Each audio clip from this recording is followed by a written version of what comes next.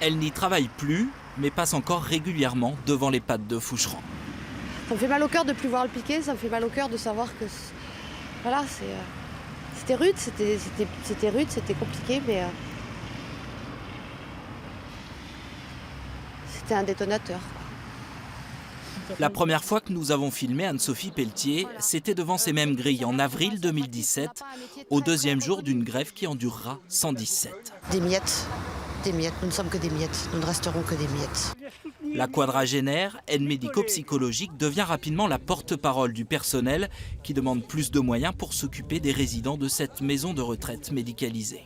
On n'a pas des philanthropes au-dessus de nous dans les EHPAD et dans les grands groupes, ce sont des actionnaires. Je veux dire, la vieillesse, c'est pas à vous que je vais l'apprendre. Il y a un très bon livre qui s'appelle L'or gris. Et la vieillesse, c'est de l'or gris, c'est une manne financière.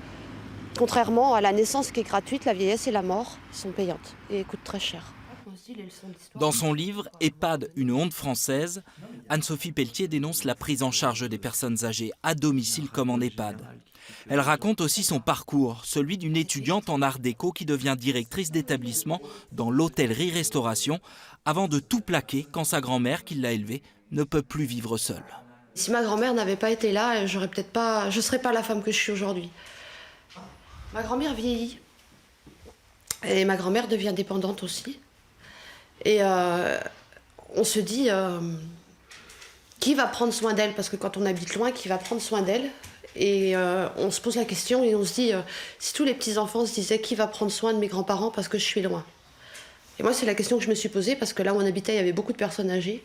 Et c'est pour ça que j'ai aussi changé, parce que ma grand-mère, la voyant devenir dépendante, j'aurais aimé, pas pour me jeter des fleurs, mais qu'elle ait quelqu'un comme moi qui vienne la voir tous les jours et qui l'aide dans son quotidien. Et c'est pour ça que j'ai fait ce métier-là.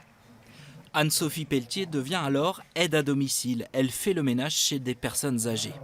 L'association qui l'emploie lui demande de ne surtout pas s'attacher aux allocataires. Elle découvre alors un système déshumanisé qui tient seulement grâce au dévouement des soignants. Si vous ne tenez pas, qui va se lever le lendemain matin pour aller voir les personnes âgées? Qui va le faire? Quand elles n'ont que vous. Faut tenir. Et ça peut être...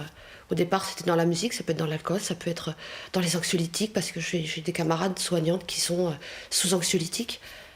Si vous n'y allez pas, qui y va? Vous savez, une personne âgée, ça mange tous les jours. Hein. Si vous ne voulez pas que votre collègue, elle est déjà surbookée, qui va y aller? Comment ça va se passer? Donc on tient. Pas pour soi, mais pour eux. Longtemps en arrêt maladie, sans indemnité, Anne-Sophie Pelletier a eu recours au secours populaire pour nourrir sa famille. Aujourd'hui en congé sans solde, elle mène désormais ses combats dans l'arène politique et figure en position éligible sur la liste de la France insoumise aux européennes.